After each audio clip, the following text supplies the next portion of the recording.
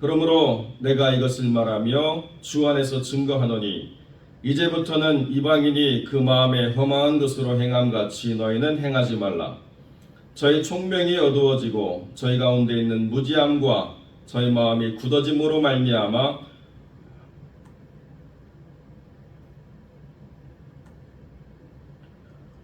하나님의 생명에서 떠나 있도다. 저희가 감각 없는 자 되어 자신을 방탕에 방임하여 모든 더러운 것을 욕심으로 행하되 오직 너희는 그리스도를 이같이 배우지 아니하였느니라.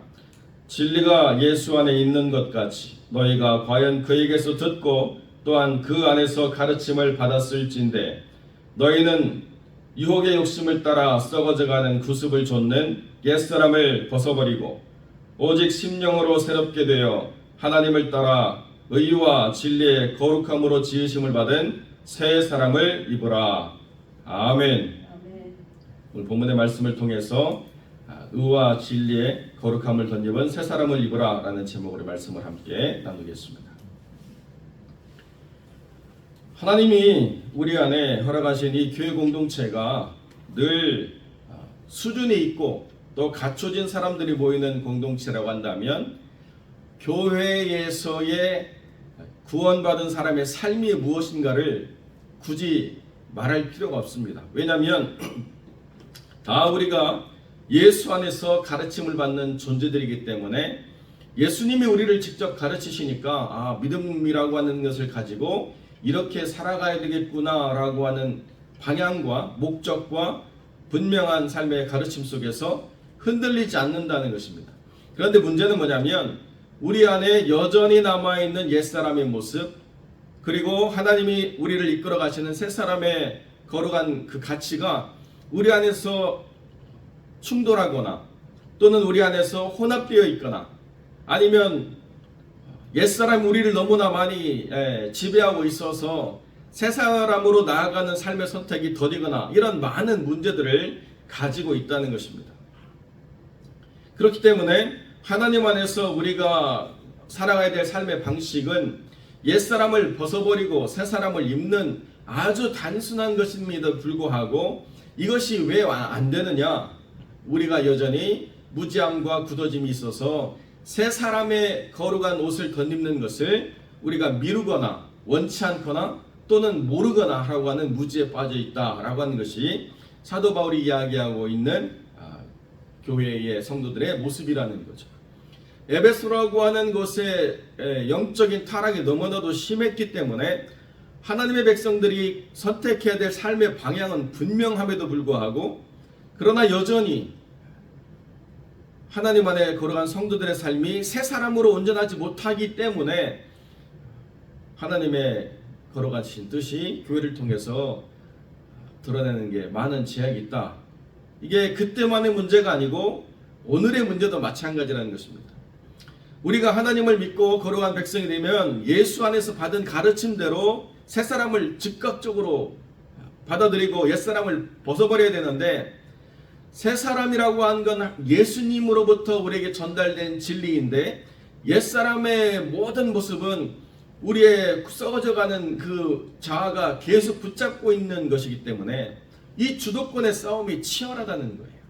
그러니까 다른 어떤 영적인 싸움보다 가장 우리 안에서 일어나고 있는 싸움이 치열하다. 우리가 먼저 이것을 깊이 자각을 해야 됩니다.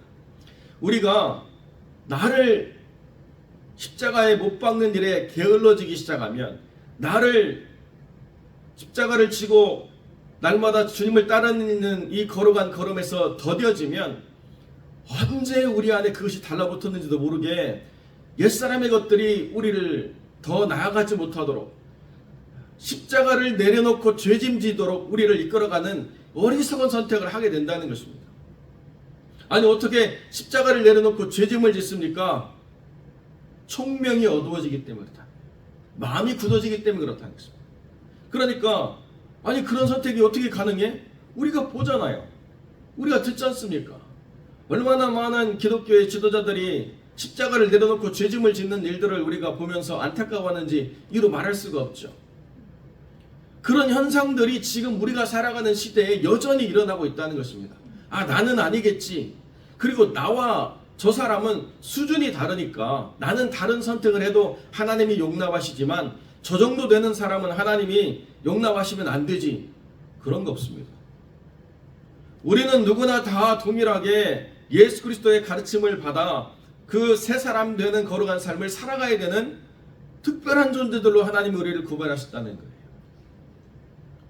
급이 다르다, 뭐 수준이 다르다, 이런 모든 이야기들은 다 사람의 생각에 속한 것이고, 누구나가 다 동일하게 마지막 심판 자리에 섰을 때에 예수 그리스도의 새 사람을 거룩한 가르침 가운데 그 새 사람을 덧입고 서느냐, 아니면 여전히 죄와 허물로 썩어져 버린 옛사람의 모습대로 나타나냐, 이것밖에 없다는 것입니다. 그런데 어느 한순간 잘 감추면 사람을 속일 수 있으니까 하나님도 속일 수 있을 거라고 생각하는 선택을 하게 된다는 것이죠.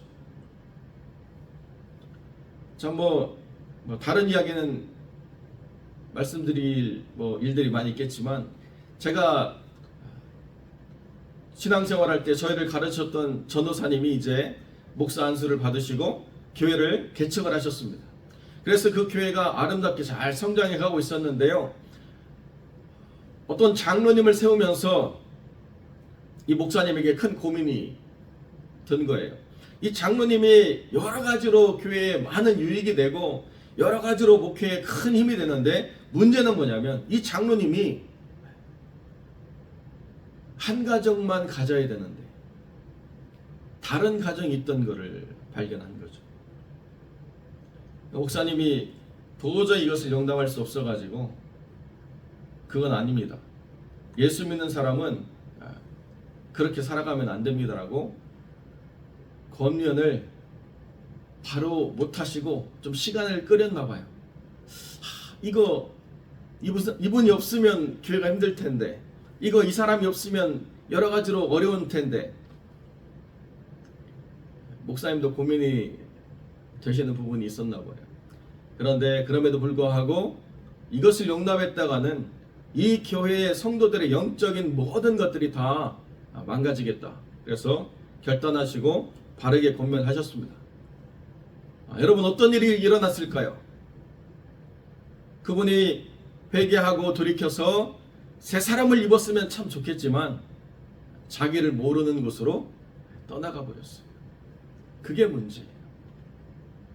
제가 LA에서 개척할 때 제가 상담하던 한 자매분이 와가지고 자기의 영적 상태가 지금 너무나 안 좋기 때문에 상담을 좀 필요로 한다고, 그래서 상담을 했는데, 이분이 예수를 모르는 상태에서 있다가 예수를 만나고 큰 교회에 출석을 하게 됐습니다. 똑같아요. 큰 교회에 출석하면서 또 어떤 사람과 사랑에 빠져가지고 보니까 그분이 또 유부남이에요. 그래서 우리 두 사람을 모르는 타주로 도망가자 해가지고 남자분이 먼저 갔대요. 근데 자기는 캘리포니아가 좋아서 가기가 싫다는 거예요. 고민이 자기의 그 영적인 상태가 고민인 줄 알았는데, 사실은 자기의 마음을 바꿀 의지가 하나도 없는 상태로 오신 거죠. 인격적으로 제가 이렇게 대화하고 가니까, 목사님은 그렇게 자기를 안 하신다고, 어떤 기도원 가니까 기도원장님이 막 반말로 자기를 한참 혼내가지고 자기가 주눅이 들었는데, 목사님은 그러지 않아서 좋다고 그냥 갔어요. 여러분, 이게 옛사람의 모습을 버리지 못한 수많은 사람들에게 일어나고 있는 현장의 일들이라는 거예요. 다른 누구만 겪고, 다른 어떤 사람만 겪고, 다른 어떤 상황이 있는 사람만 맛보는 것이 아니라 언제든지 누구나 우리에 있는 모든 삶의 영역에서 다 넘어질 수밖에 없는 그런 삶의 자리에 우리가 서 있다는 것입니다. 깨어있지 않으면, 우리가 예수 그리스도의 그 거룩하신 은혜 속에서 깨어있지 않으면 우리의 모든 삶이 다 그렇게 될 수밖에 없다는 것이죠. 진리가 예수 안에 있는 것 같이 21절에 보면 너희가 그 안에서 가르침을 받았을진데 심령으로 새롭게 되어서 하나님을 따라 의와 진리의 거룩함으로 지으심을 받은 새 사람을 입으라. 한 번 입으면 끝나나요? 계속적으로 우리의 삶 가운데서 거룩한 새 사람됨을 입고 나가는 것입니다. 이것이 우리의 삶에서 앞으로 선택해야 될 수많은 선택의 분명한 기준이 된다는 것이죠.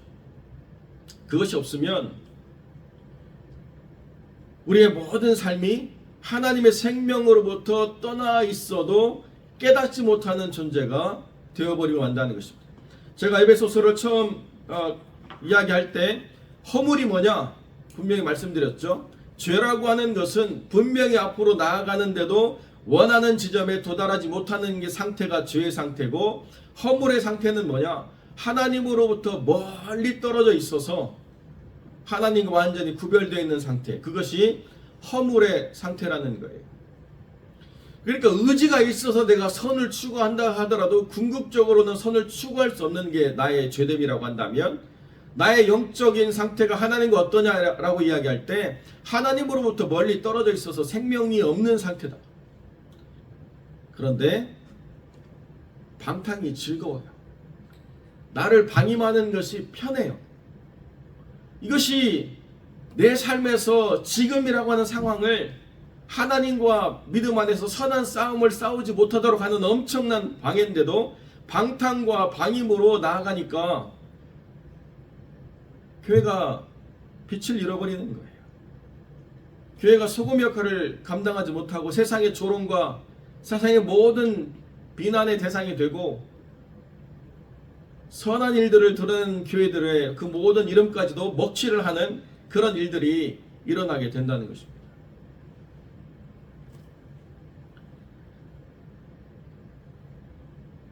내가 영적인 기준을 잘 세워오다가 그 기준을 한번 내가 내려놓기 시작하면요, 내가 이렇게 좋은 세상을 몰랐네 하게 된다니까요. 이렇게 편한 신앙생활이 있는데 몰랐네 이렇게 된다니까요. 이렇게도 예수 믿을 수 있구나를 다운그레이드 돼서 믿는데도 전혀 불편함이 없다는 것입니다. 왜요? 기준을 내려놨기 때문에 그래요. 나에 대한 하나님의 거룩한 책무를 내가 방임하면서부터 문제를 직시하지 못하고 다 포용하게 되니까 문제도 나에게 유익이 되는 줄 알아요. 직무를 방임하면 어떤 일이 일어납니까? 직무를 방임하면 국가도 망하는 거예요. 미국의 직무를 맡은 자들이 그 책임을 방임하니까 온갖 혼란과 온갖 죄악과 온갖 범죄가 엄청나게 일어나고 있지 않습니까? 직무를 방임하는 자들이 있기 때문에 나라가 망할 지경에 있는 거예요. 하물며 국가라고 하는 거대한 조직도 방임하는 몇 사람 때문에 망할 수 있다고 한다면 내 영혼은 어떻겠습니까? 내 영혼을 누가 지킬 수 있습니까? 내 영혼을 목사가 지키고 다락방 순장이 지키고 장로님이 지키고 권사님이 지키고, 아니요, 내 영혼은 나만 지켜나갈 수 있는 거예요. 그러니까 내가 신앙 안에서 새 사람을 잇기 위한 나에 대한 삶의 명확한 진단을 늘 언제나 말씀 앞에서 행해야 된다는 것입니다. 그러니까 우리가 새벽에 깨어서 말씀을 듣고 하나님 앞에 나아가서 기도하고 우리의 삶을 이렇게 하나님과 동행하는 삶을 살아갈 때에 하나님을 따라 의와 진리의 거룩함으로 지으심을 받은 새 사람을 입는 하루가 우리에게 허락되어진다는 거예요. 그것을 우리가 방임하고 하지 않으면 아유 얼마나 좋아요. 안 하고 안 모이고 안 듣고 생각 안 하고 마음대로 살아도 아무런 문제가 없다고 생각하면 얼마나 편합니까? 그런데 이것이 우리를 감각 없는 자로 만들어가는 거예요. 영적으로 명확하게 분별해서 우리의 모든 생각과 우리의 모든 행동이 하나님이 받으실 만한 것인가를 끊임없이 생각하던 이 영적인 감각이 사라지기 시작하면 우리는 이내곧 무너질 수밖에 없다는 것입니다. 제가 전에 어떤 교회를 섬기든지 성도들에게 우리는 어떤 존재냐를 이런 식으로 표현했는데요. 여러분, 상어라고 하는 물고기가 있습니다. 상어는 끊임없이 헤엄을 쳐요. 왜 그런가? 끊임없이 헤엄을 쳐서 앞으로 나아가야 산소를 공급받을 수 있습니다. 가만히 멈춰서 가지고는 산소를 공급받을 수 없기 때문에 계속 헤엄쳐 나가요. 그물코에 걸리면 앞으로 나갈 수 없기 때문에 질식해서 죽어버리고 맙니다. 다른 물고기들은 파닥거리는데요, 상어는 그냥 금방 죽어버려요. 그리고 상어는 가만히 있으면 바다 깊은 곳으로 가라앉아가지고 떠오를 수가 없습니다. 왜요? 부래가 없어요. 상어는 물고기인데도 부래가 없다는 것입니다. 모든 물고기는 부래가 있어서 각자 노는 영역이 있는데, 우리는 부래를 떼어버린 상어처럼 이 세상에 살아가도록 말씀하셨어요. 너는 살아가는 영역이 없다. 너는 특정 지역에서 헤매고 다닐 이 존재가 아니다. 온 바다를 헤엄쳐 다니는 상어처럼 살아라. 그러나 멈추면 죽는다. 머무르면 죽는다. 이게 우리의 정체성이에요. 그렇기 때문에 유혹의 욕심을 따라 살 것이냐, 아니면 심령으로 새롭게 될 것이냐를 날마다의 삶에서 선택하고, 우리의 기존이 무너지지 않도록 우리의 거룩한 기초를 잘 살피고 지혜로운 건축자처럼 우리의 삶을 세워가야 된다는 것입니다. 그것이 아니라고 한다면 우리가 어디까지 떠내려왔는지, 우리가 어디에 머물러 있는지 방향 감각을 잃어버리고 헤맬 수밖에 없다는 것이죠.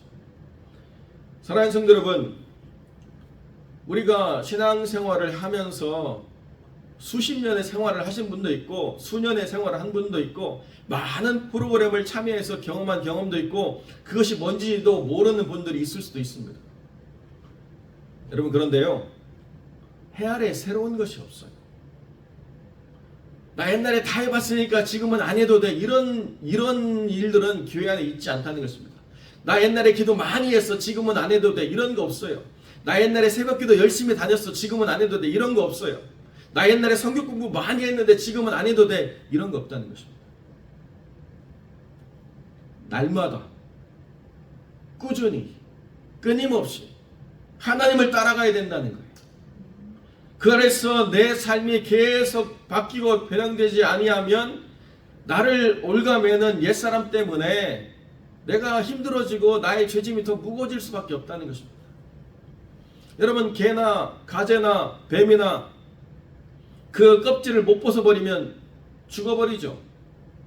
그러니까 어떻게든지 그 단단한 옛 껍질이 벌어졌을 때 연약한 몸을 가지고, 아직 굳어지지 않은 새살을 가지고 죽을 힘을 다해서 그 옛 껍질을 벗어버리려고 몸부림을 치더라고요. 살아있는 생명이라고 한다면 어떤 존재든지 다 그렇게 행동을 하게 돼 있다는 것입니다. 그런데 안 해도 되고 못해도 되고 남보다 부족해도 되고, 이거는 내가 누리는 자유가 아니에요. 이거는 나를 방임하겠다고 선택하는 선택이라는 것을 우리가 분명히 깨달아야 된다는 거죠. 오직 너희는 그리스도를 이같이 배우지 아니하였느니라. 이게 예수 믿는 사람들의 삶의 선택. 20절에 분명히 말씀하고 있죠. 우리는 누구나가 다 예수를 이런 방임하는 사람들과 같이 기준을 삼아 배우는 존재들이 아니라는 것입니다. 우리는